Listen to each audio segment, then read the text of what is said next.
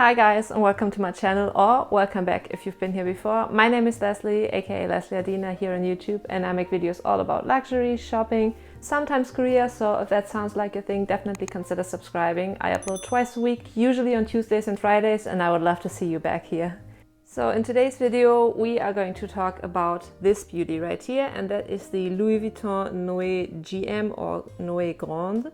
And as you might be able to tell from the color of the vachetta on the bottom and the trim and all that, it's a vintage one. In fact, according to the date code, which on the vintage Noés at least you'll find on the leather part where the crossbody strap or the shoulder strap attaches, this beauty is from 1989, so it's quite a bit older than I am, which is crazy. I mean, it does have some wear and tear and signs of wear, which I'll get to in a second, but I mean, so do I guess.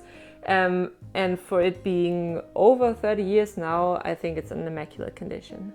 So in this video, I'll give you a little review of the bag and we'll go into the specifics, the measurements and all that. I'll talk you through where I got my Noé from and why I decided to go pre-loved instead of fresh from the boutique in the first place.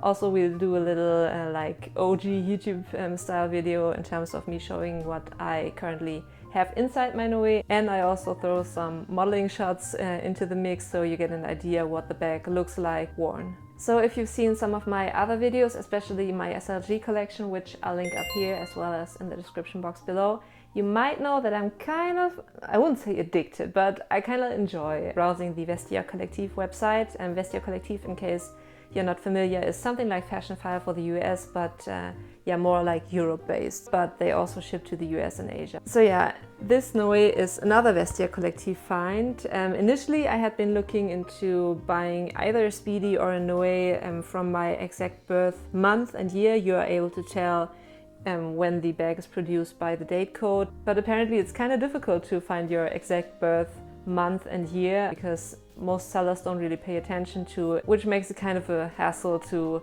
click through hundreds of items and zoom in on the pictures and try to figure out if the date code matches your birth year and month. So I wouldn't say I got discouraged at some point, but it's been about 2 years that I've been somewhat actively looking, and I was like, okay, whatever, maybe I'll find one down the line, but I was kind of intrigued by owning a Noé anyway, and I didn't want to wait another 2 or 3 years just to find my exact birth bag, basically.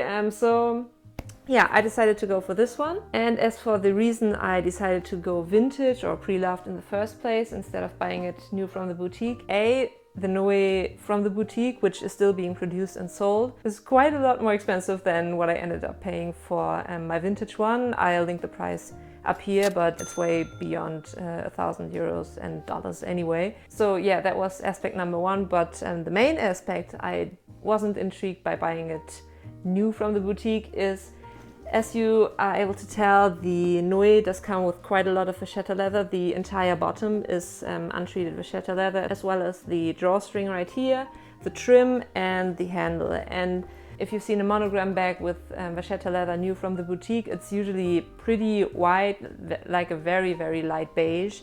And I don't know, I don't like the look of it. I'm sorry if you're a fan of like light vachetta leather, I'm just not. Also, especially with the Noé, I've always looked at it as a vintage bag, which has to have some wear and tear and quite dark patina on the leather part. So yeah, going pre-loved and vintage was definitely the way to go for me, and I didn't even think about buying it new from the boutique. And for those of you who are interested, I definitely paid below 400 euros, including shipping and the authentication fee that Vestiaire charges.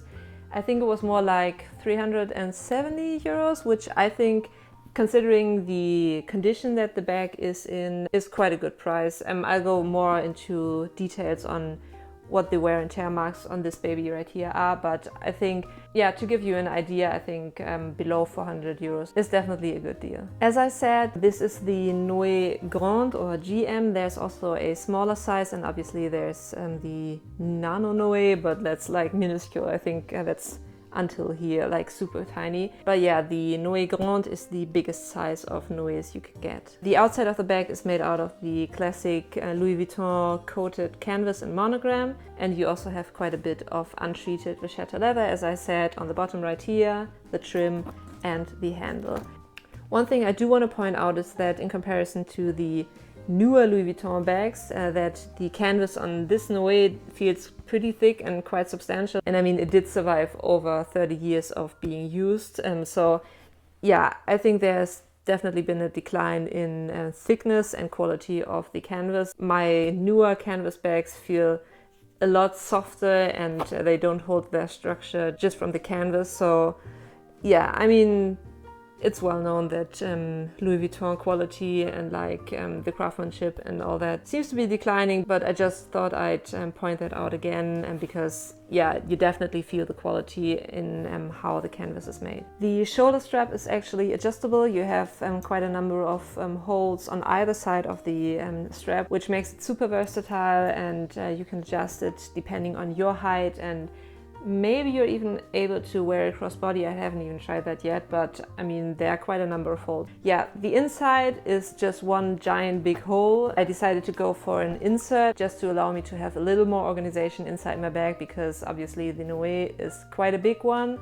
and if you just toss your stuff inside, it can get quite messy pretty quickly, and you'll dig through the bag just to find one particular thing. So yeah, for any bigger handbag, also for the Louis Vuitton Neverfull in GM, I do own an organizer, just to give it a little more structure, I guess, but mostly to provide some organization, and so you can stack your items accordingly and know exactly where which item is. As for the measurements of the bag, I'll put those on the screen right here, both in centimeters and in inches, and yeah, it's quite a big one. In terms of the quality and how it's held up, as I said, it's a vintage one, so it does come with some wear and tear. One thing that I noticed while I was looking to buy my Noé is that on like 70 to 80% of the bags that are on the resale market, there are quite significant watermarks on the bottom.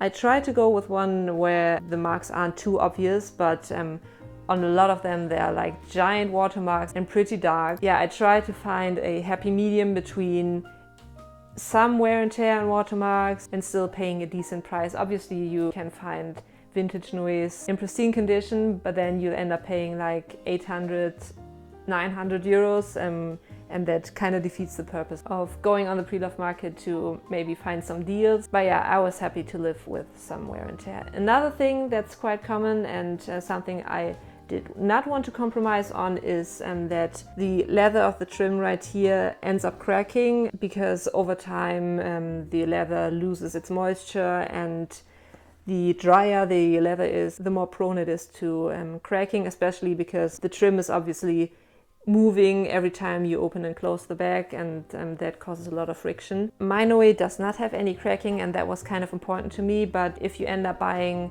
a Noé with quite significant cracking, you can still go into any Louis Vuitton boutique and ask them to replace the leather around the trim, although that does come with quite a price tag. I think they seem to charge around 200 euros, so yeah, take that into consideration. But if you're okay with that added cost, then yeah, that's definitely a way to go. But I mean, other than that, obviously there's the watermarks that I talked about, but I mean, they're on the bottom of the bag, so you don't really see them anyway, at least that's how I look at it.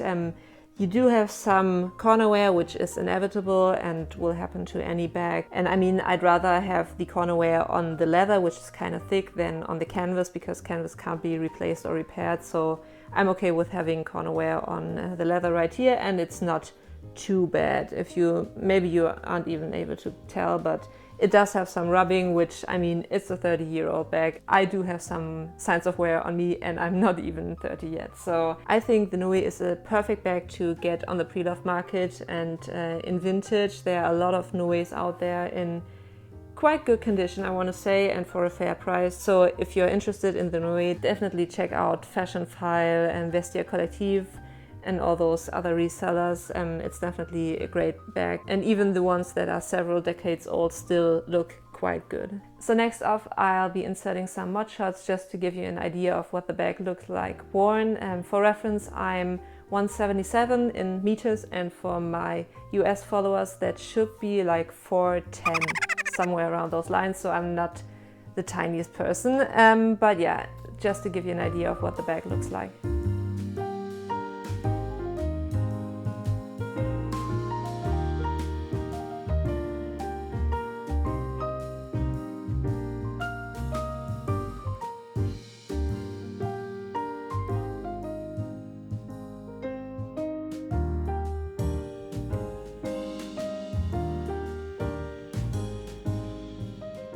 So before I wrap up this video, I wanted to give you an idea of what the Noé is actually able to fit and show you what's inside my bag at the moment. Granted, we're still in social distancing and self-quarantine time, so I've mainly worn the Noé to go to the grocery store or like to walk around the block to get some fresh air. So you can say it's my what's in my bag quarantine edition. But yeah, I'll just randomly like take out my stuff and hopefully there's nothing embarrassing in there, but we'll find out. So first off, my Louis Vuitton 6-ring key holder. I'll link my unboxing and review of that one on the screen right here and in the description box too. I love this one, definitely a recommendation.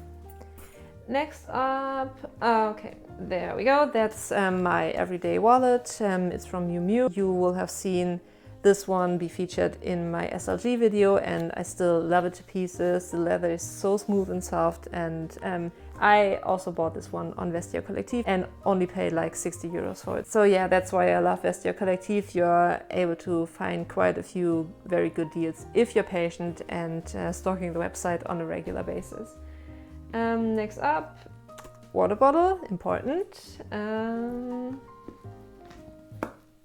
Okay, these are like rubber gloves. I should have 2 of those, exactly. Just to be safe, I don't wear them when I go out, especially because they're black and they look kind of scary. But I mean, just to be safe, and maybe I encounter an occasion where I feel safer wearing the gloves, so yeah. While we're on quarantine specific stuff, hand sanitizer in a little plastic bag because I don't want it to spill and ruin my handbag and end up with water or like alcohol marks on the bottom of my bag. And while we're at hand sanitizers, there are 2 more. These are from Bath & Body Works. Unfortunately, we don't have Bath & Body Works in Germany, but I was in the US a couple of months ago and I definitely stocked up on those, and they come quite in handy at the moment and they smell amazing. This is gingerbread latte, and here we have vanilla bean Noel.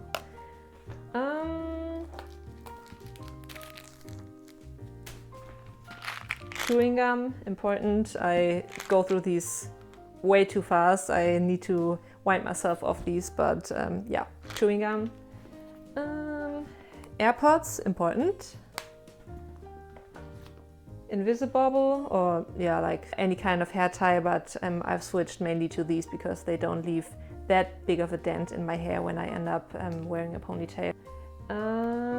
Okay, wow, another hand sanitizer. This is like a foaming one. I don't know if it's even like high enough alcohol concentration to work, but I mean, it's cute. The packaging is kind of fun and it looks fun when you put it on your hand. Yeah. Whoops. Okay, that went everywhere, but you get the idea. It's like a foaming one, and then it dissolves and just ends up hopefully sanitizing your hands somewhat, but yeah, I'm not too sure on if it actually works, and therefore I have my like real deal sanitizer from the pharmacy. Almost done. Okay, I usually, or almost always, carry around a reusable shopping tote because I don't want to get plastic bags when I go to the grocery store and stuff. So yeah, this one says there's no shame in emotional shopping, and yeah, comment down below if you agree. And 2 more things and then we're done.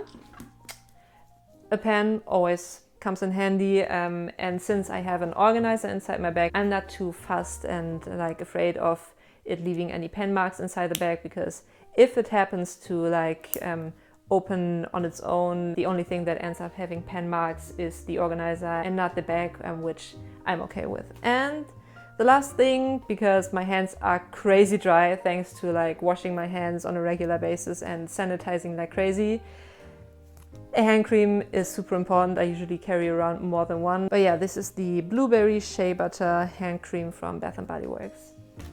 And there you have it. Now my bag is entirely empty and I'm able to show you the insert. It's from Samorga. The color, I don't know what the color is officially called, but it's like a sandy beige with a yellow tint, I want to say. You have a bunch of pockets inside. This is where my water bottle went in, and another few pockets on the outside of the insert. I think it's super handy just to keep things more organized instead of just throwing stuff inside your bag and digging around for a couple of minutes and trying to find your keys or your wallet when you're in a hurry or something like that. So yeah, I think organizers are amazing, especially for bigger bags. So that was my like what's in my bag quarantine edition. I hope you enjoyed it. I hope you enjoyed this video in general. If you did, please give it a thumbs up. That would really help out my channel in terms of the YouTube algorithm, like pushing and acknowledging my videos. Also, please subscribe if you haven't done that already. And yeah, until next time, bye.